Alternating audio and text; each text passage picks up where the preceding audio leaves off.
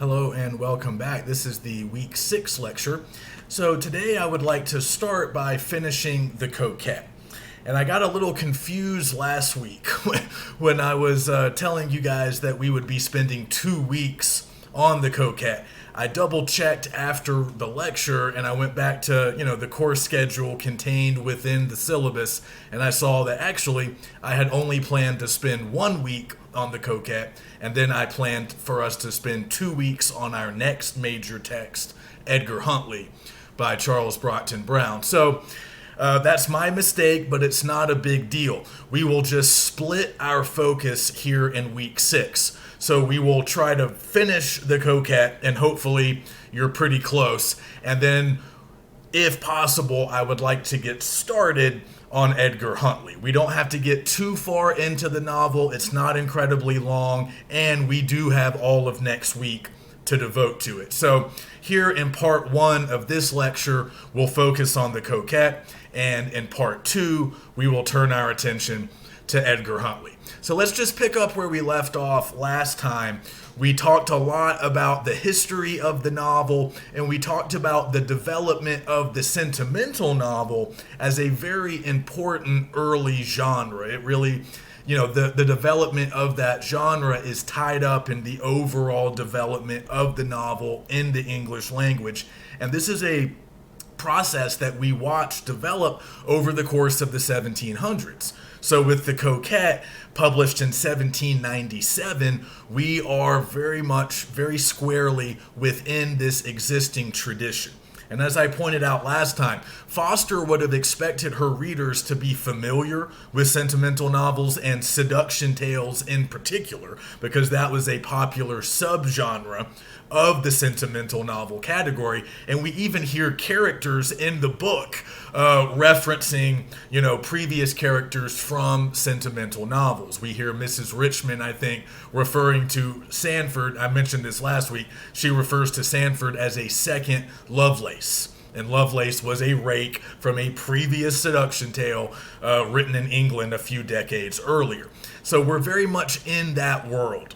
And the sentimental novel was very popular in the early days of novel writing. So the coquette is a part of this larger history. And what's interesting about U.S. literary history is we sort of get started right as the novel is really rising to prominence. So we'll continue to observe that as we read more novels in this class. But just think a little bit, once again, about what sentimental novels are, what they're supposed to do. I talked about the definition, or this sort of general category, last week, and I pointed out that we classify a lot of books as sentimental novels. Charlotte Temple, the first bestseller in U.S. literary history, is very much a sentimental novel. It's very much a seduction tale, and we've talked about it. It's very similar in terms of plot to the coquette. And it was immensely popular. And it was only eclipsed on the bestseller list in the 1850s after a 60-year reign. It was eclipsed by another sentimental novel, Uncle Tom's Cabin, written by Harriet Beecher Stowe. In terms of subject matter, in terms of characters, I would even say in terms of a lot of their themes, those books are quite different. What unites them? Well, they were both written by women. And as we said last week, sentimental novels were often sort of associated with either women authors or female characters, or maybe both. But another thing that links those two novels is this emphasis on heightened emotion. So we talked about this last week. Sentimental novels are supposed to evoke an emotional response. And as I pointed out with the definition that I shared with you guys last week, sometimes we're almost taught to regard the emotions in sentimental novels as kind of over the top, as kind of too much. So when I'm explaining this genre, oftentimes, I think I said this last week, I'll sort of make the comparison to melodrama, to sort of modern day soap operas. And we might often call those melodramas, where we have a lot of improbable events, we have a lot of heightened emotions, and in some cases we might think that's a little over the top, it might be a little bit silly, a little bit unrealistic. in the minds of some. I mean, I used to watch soap operas with my mom when I was a kid. They're very compelling. But yeah, a little over the top, a little extreme with their emotional packaging sometimes. And that might be the way we can look at sentimental novels as well. But I think we need to be aware that there's a lot more going on than that label might suggest. So yeah, there is perhaps some melodrama here, but there's also social commentary. One of the reasons I picked The Coquette and not Charlotte Temple is because I think Foster's doing more interesting things with the sentimental novel as a genre, and also with Eliza as her heroine or protagonist of this seduction tale. And I think Foster's interested in the social conditions of the U.S. in the 1790s. And as we talked about last week, obviously women did not have much freedom, or really any freedom to speak of, during that time period. And we've already seen some of the ways that Eliza is restricted. She's trapped, even though she's accomplished and attractive and very smart, and she grew up middle class, and she's had certain advantages for sure. But if she wants to remain in the middle class, she has a very narrow pathway. It basically means marry a man of some means. And that's represented by Boyer. Her best opportunity, her best chance is represented by Boyer. A reverend, just like her father was, a respectable member of the middle class, somebody that will provide financial security, a nice household. They'll certainly have children if as long as they're able. And that's going to be her life, a life very similar to the life that her mother led. And that would have been considered a good life for somebody in her social position. So like we said, no money is coming her way. Like once her father, whatever inheritance her father leaves, it's not going to her. So she has to make her own way in the world, and work is not really a part of that. Having her own profession, having her own home, having her own independent life, none of that's really a part of American society at this time. It's basically, you need to get married, pick the best match. And Boyer is the best match. And she knows that. Again, like I said last week, Eliza's smart, she's self-aware, and she's very aware of the restricted and sort of confined social situation that she finds herself in.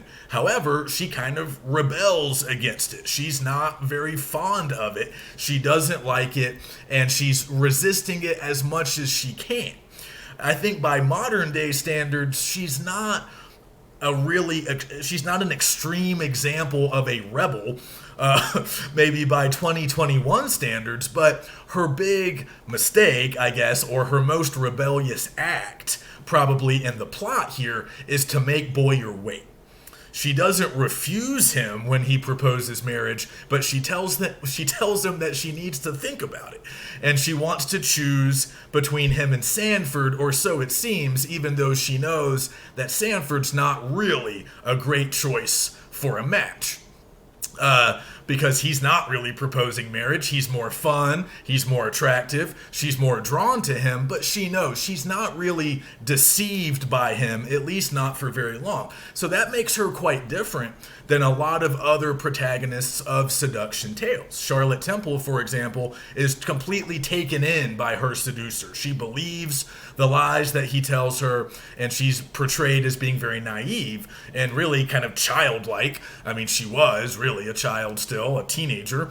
But Eliza, has a level of awareness and agency that I don't think a lot of other characters in these types of books have. So she's aware of what Sanford is, but she still likes to spend time with him, and she's taking her time. She's trying to make up her mind, but maybe she pushes her luck a little bit. But I want to take a look at a couple of really important passages today, a couple of pivotal moments in the plot where things really take a turn for Eliza. And I want us to see that there are some extenuating factors that we might want to consider. Certainly, Eliza might have to shoulder some blame. I think it depends on what standards we're using to evaluate her. But I want us to see these moments in the text where it seems like she's trying to do the right thing, but something happens, something gets in the way.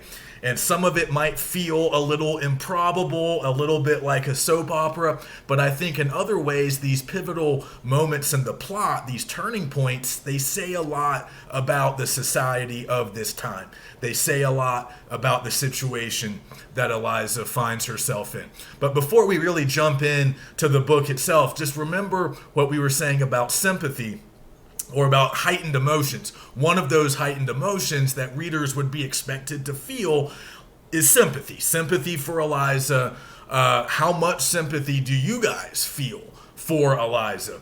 But also there were other emotions too. Maybe a little bit of judging, a little bit of the cautionary tale that I mentioned last week. Here's what not to do. Moral instruction for young women. That was very much part of what sentimental novels were supposed to deliver. But there was this theory, this belief in the 18th century that heightened emotions could often strengthen morals and sort of virtue in readers. And I think we see that very much in these types of books. Readers are invited to feel sympathy, to maybe get angry at certain misdeeds done by disreputable characters, to feel sorry for victims, but to also see the mistakes being made, to see the improper behavior on display. And maybe they forgive, maybe they understand, but they also know what to avoid and what to watch out for. So that's all kind of at work, and that was expected for this genre. But again, I think Foster's doing more than just that, and I think she's building layers of commentary, and she's also maybe even at times subtly undermining the message that she's supposed to be delivering, or the message that a book like this would be expected to deliver. I don't think anything is really cut and dry here. I'm not sure if everything is as black and white and easy to decipher as what we would have found in typical books of this genre. The Coquette is a little more complex. But just keep in mind the powerful emotions and sort of analyze your own emotions. What emotions do you feel when you read this? Sympathy, anger, frustration, what else? And what do those emotions do? How do they affect you? And how do they affect your perception of the characters? But let's take a look at this first pivotal moment. I mean, there's a lot of pivotal moments, but these are just two that I picked out, a couple of specific letters that I think we should look at. The first is letter 41. So this begins on page 85, if you have my edition, but the moment that I want to look at is over on page 91. So at this point, it seems like Eliza is pretty close to choosing Boyer. She's been kind of keeping him on the edge of his seat. She's been drawing out this process a little bit, and we can tell that Boyer at times has begun to maybe lose some patience. He thinks that she's taking too long. And I think maybe some of her friends and some of this larger support system that she has might feel the same way. But here, in this letter, it seems like, as she recounts what happens here to Lucy, it seems like this is the point where she's ready to take the plunge and accept Boyer. So look on page 91. I have nearly determined, in compliance with the advice of my friends and the dictates of my own judgment, to give Mr. Boyer the preference, and with him to tread the future round of life. Now notice that qualifier, I have nearly determined. I have nearly made up my mind. So she's holding out a little bit of maybe a little bit of room to change her mind, but it does seem like she is leaning in Boyer's favor. But this is such an interesting moment in the narrative. So right before she tells us that on 91, we see that she's received a letter from Sanford. So Sanford is kind of sensing, perhaps, that Boyer is about to sort of win this contest, that she's maybe favoring Boyer a little bit. So he kind of writes her this desperate letter, this sort of panicked, impassioned letter telling her, I need to see you, I need to meet with you. And she agrees. But she's also set to see Boyer later this day. So this is going to be a really big day. It sounds like she's going to tell Boyer when she sees him, hey, I accept your proposal. She's not super enthused about it, but it seems like she's ready to make that decision. But first, she feels like she owes Sanford a meeting.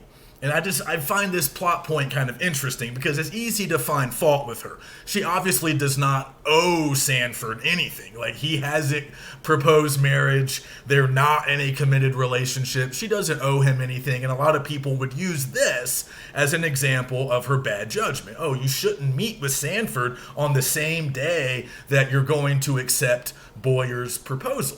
But look at the paragraph right below the paragraph I previously read. She says, as to the despair of Major Sanford, it does not much alarm me, which I think is funny. Such violent passions are seldom so deeply rooted as to produce lasting effects. So again, she knows what Sanford's all about. This is a very perceptive comment here. She says, I'm not that concerned about upsetting Sanford. I know he'll be upset when I tell him I'm going to take Boyer, but I'm not that concerned because his passion is not deeply rooted. It's not going to last. So she knows that he just wants sex mostly and just to have fun, I guess. So she doesn't really think that he's truly attached to her, perhaps in the way that Boyer is. So again, she's aware, like, she's not being fooled by his machinations. Like, she knows who Sanford is. But look what she says next. I must, however, keep my word and meet him according to promise. So I think previously he had gotten her to promise that before, if she is going to accept Boyer's proposal, that she would tell Sanford beforehand. Again, she does not owe him that. She doesn't have to do that. And perhaps the smarter decision would be to say, to hell with Sanford, I don't have to tell him anything. But she feels a certain obligation. And as she says here, she feels like she has to keep her word. She's promised him. Now, maybe she shouldn't have, but just look at her motives here compared to Sanford. Or even, compare her behavior to Boyer. It's just interesting to me that she's meeting with Sanford not for any nefarious purposes, but because she feels bound to do it, to honor her word, to keep a promise, and to tell him that she's ultimately rejecting him and going to choose Boyer instead. So again, by our modern standards, it might be hard to find anything terribly wrong with that, but it might be an example of that poor judgment, or just maybe her being too nice. An example of her being too nice, too generous to Sanford, giving him more than he deserves. This will be a recurring theme, I think, throughout the novel. But it is interesting. But then read on. Look at the bottom of 91. Again, this scene is very important for the plot, but there's a lot going on. It seems complex to me. It's not as simple as we might think at first. So it's not like she's super happy to see Sanford. Like, when he shows up out in the garden, like she's taking a stroll, and when he appeared, this is her talking again, when he appeared, a consciousness of the impropriety of this clandestine intercourse suffused my cheek and gave a coldness to my manners. So sometimes we have to interpret this, 18th century diction into a more modern style of language. But notice what she's saying here. It's not like she's happy to see Sanford. She doesn't fly into his arms when he appears. She knows right away when he finds her alone in the garden. She knows right away that what they're doing is kind of inappropriate according to the standards of the day. Now, be clear, I'm sure you guys know that when she says intercourse, when she says clandestine intercourse, she's not talking about sex. She just means they're going to be talking alone together in the garden. There's no kind of physical intimacy here, but they're alone together. That's the problem.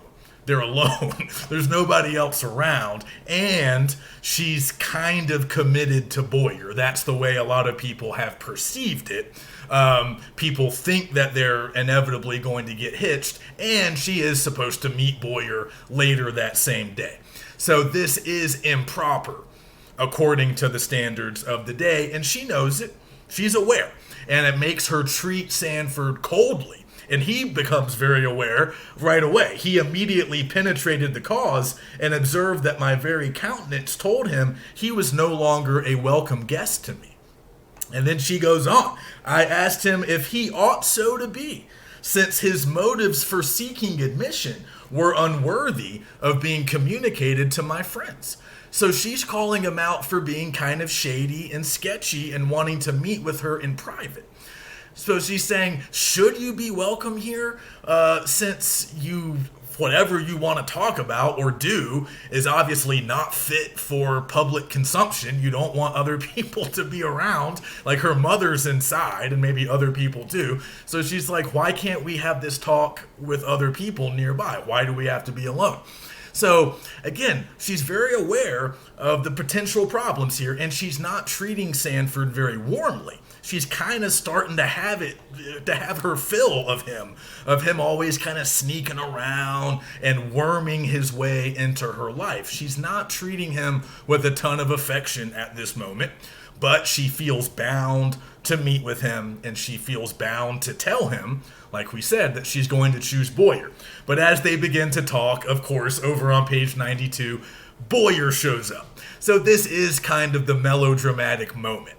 But in a modern narrative, the couple in this case would be caught in some kind of compromising situation. In the 1790s, sitting alone together and sort of having a private conference, that is a compromising situation in the mind of Boyer and in the mind of a lot of other members of this society, particularly male members, but also people like Lucy, Mrs. Richmond, maybe even Eliza's mother. They're all going to later say that Eliza made a mistake. She was wrong. They don't cast her out. They don't say, oh, you're no good, you can't be redeemed. But this is universally accepted, even by Eliza herself, it seems like, as a bad decision, a bad move. She should not have met with Sanford out there in the garden, and certainly not on this day of all days. So this is a very costly mistake, because once Boyer sees that the two of them are alone together, he storms out. It's an emotional scene, and he pretty much rejects Eliza after that. That is the end of their courtship, and that's the end of a golden opportunity for her to, like I said, sort of gain a permanent foothold in the middle class. So this is pivotal, and you guys sort of have to decide, what do you think about this? Where does the blame rest? Do we have to assign blame? It certainly seems like Sanford deserves a lot of it, because he often shows up at very inopportune times. So that brings us to the next example that I wanted to look at. So this is a blow to Eliza's social standing. Her reputation begins to fall a little bit, but this is not when her ruin occurs. It's very important to remember that Eliza doesn't really become, to use the language of the time, sort of a fallen woman until the end of the narrative. Some readers think, oh, it's already happened, she's already fooling around with Sanford, but no, not at this point. And it almost seems like she kind of recognizes her mistake, and she kind of is done with Sanford for a short time. All of her friends are like, oh, it's too bad about Boyer, but just, learn from your mistakes and maybe you can find somebody else. But again, things are a little uncertain now, because, there's no guarantee that she'll have another opportunity to marry a pretty affluent middle-class man. But anyway, she kind of swears Sanford off, especially after she finds out that he's gotten married. So not long after that whole scene with Boyer, Sanford leaves, goes out of town, and comes back with a wife. And of course, he's married a rich heiress because he needs money. He doesn't love his new wife. He's just using her for money, because that's the kind of guy Sanford is. We know him by now. We know that he's a very materialistic rake, and you can't believe a word he says. And Eliza knows that as well. So flash forward now, let's move forward to letter 55. This begins on page 117. And this is another really interesting moment in the plot, I think, because at this moment, we can see a path for Eliza. Maybe this will enlighten her. This will show her the error of her ways. This will give, this mistake with Boyer will set her on the right path. That's clearly what Lucy and other members of her support system are kind of hoping for.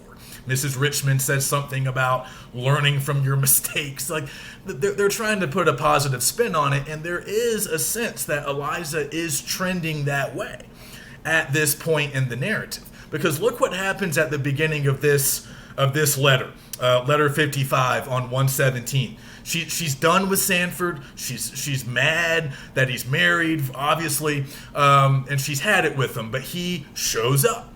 I believe she's at her mother's house here. He shows up and sends a little written announcement, which would have been standard practice back then, a little written announcement to the lady saying, hey, I'm here. I would like a conference with Eliza. And notice her reaction here. I want us to notice her reaction, what she tries to do compared to what actually ends up happening. So though she does have a support system, I want you guys to interrogate what her mom and Julia Granby are sort of doing and saying in this scene. Julia's a friend of hers who's come to stay with her to kind of provide some moral support, I guess, during this trying time and the post breakup with Boyer. But just notice that she doesn't really get a lot of help here. And her intentions once again seem pretty good, but they're defeated by the persistence and the sort of shamelessness of Sanford.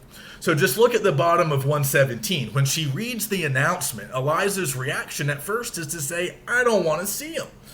I wish not to see him. His artifice has destroyed my peace of mind, and his presence may open the wounds which time is closing.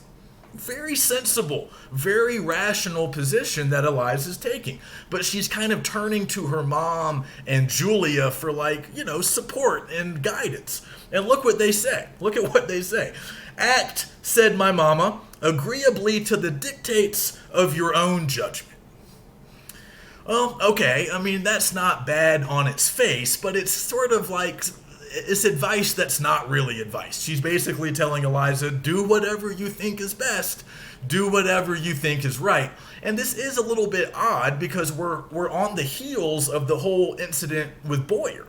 And everybody's told Eliza, hey, you really exercised bad judgment. You really made a bad choice there. So it seems rather odd, right after all of that, when Sanford reappears, again, he was very much involved in that whole disaster, he reappears and her mom's reaction is, do what you think is right.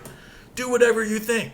Even though that seemed to have gotten Eliza in trouble previously. So that's, to me, maybe I'm over scrutinizing it, but that just doesn't seem like very helpful advice. And then Julia jumps in and says, I see no harm in conversing with him. Perhaps it may remove some disagreeable thoughts which now oppress and give you pain. But now listen to what Julia says next. And as he is no longer a candidate for your affections, added she with a smile, it will be less hazardous than formerly. He will not have the insolence to speak, nor you the folly to hear the language of love. So, again, there's nothing on the face of that sounds overtly wrong-headed or malicious or ill-advised. I mean, yeah, I guess, under certain circumstances, Julia's right, because Sanford's married.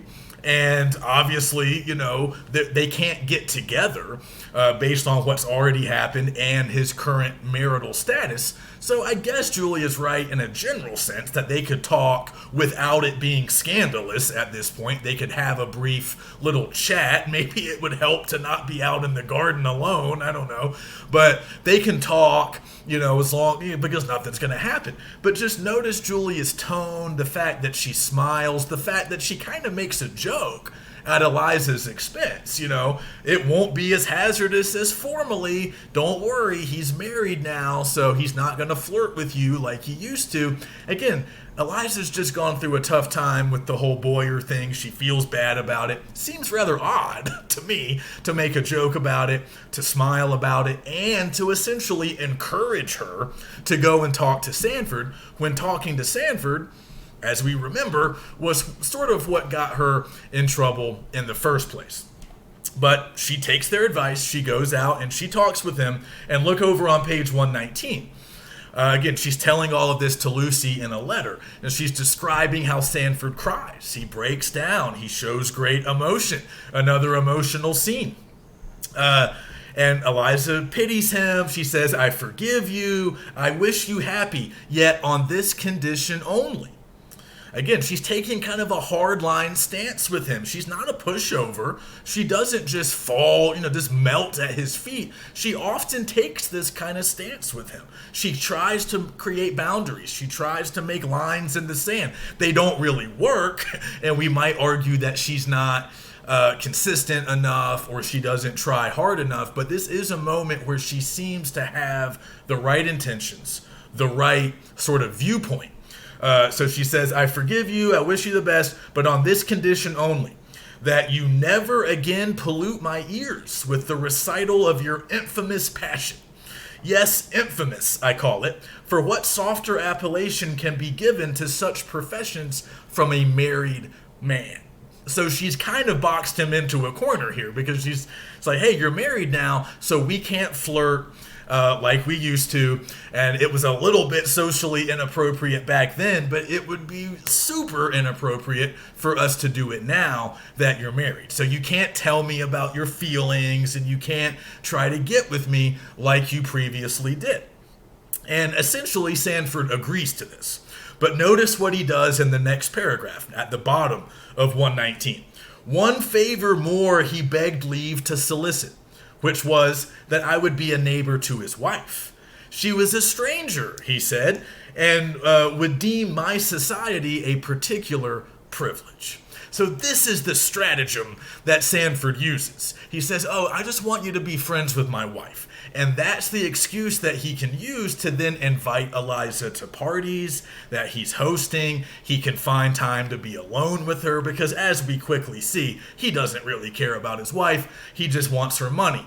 So this is how he worms his way back into Eliza's life, and this is how Eliza kind of goes down the wrong path from here on out, because she starts to spend more time with him, and she does get a little bit more careless as far as like perception.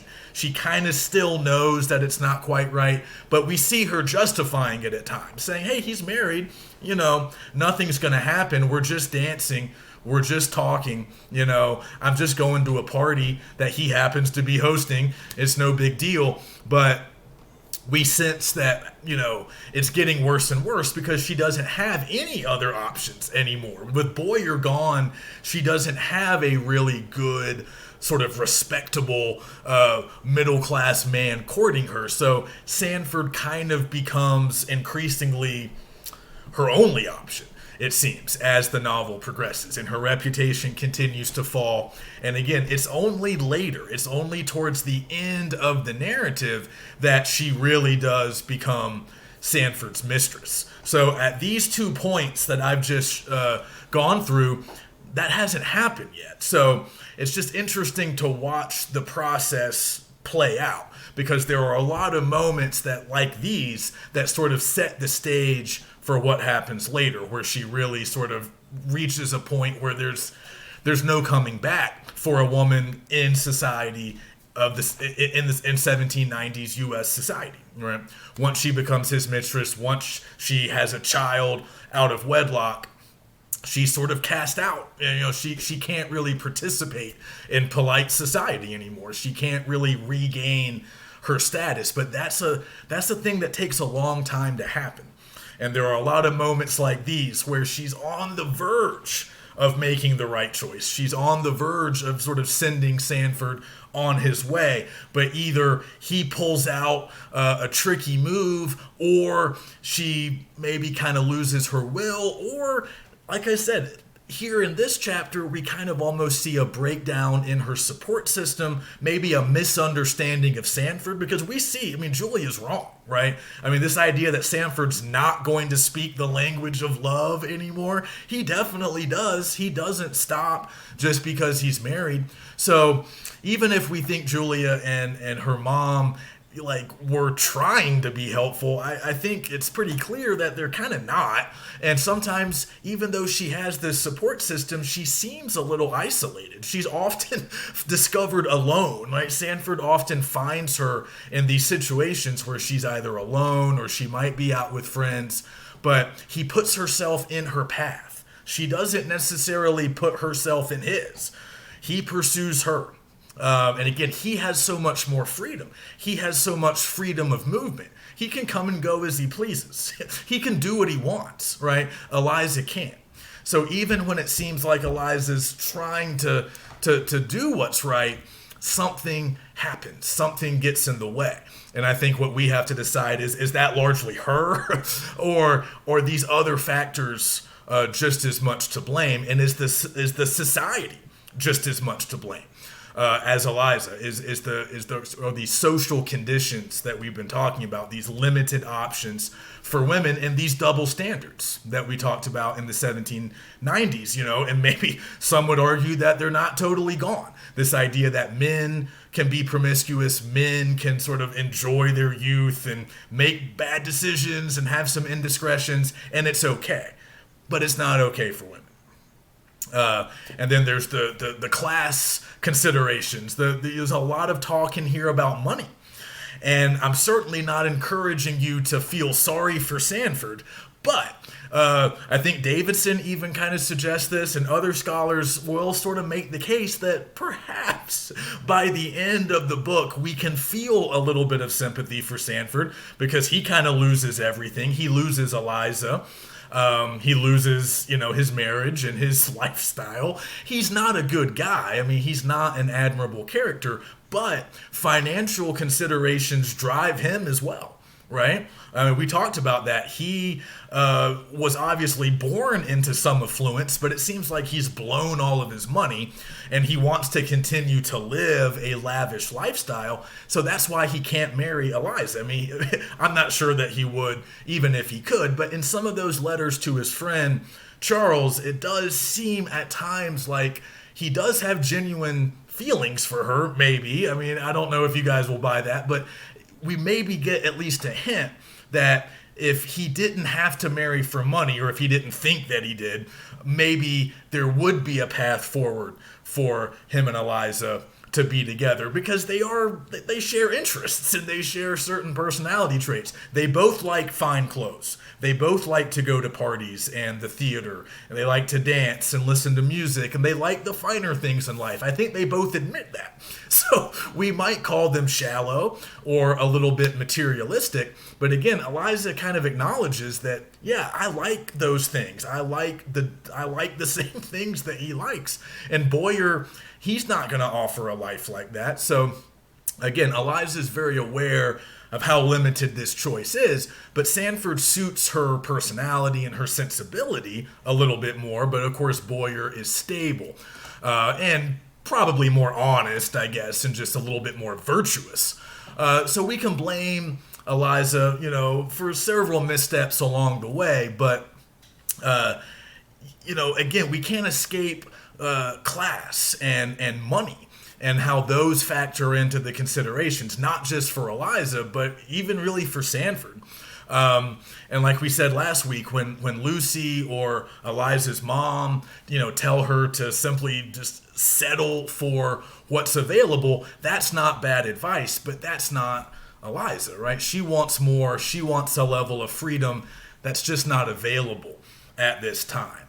And of course, Sanford doesn't offer freedom. He just offers short-term fun. And Boyer offers long-term security, but I would think very little fun.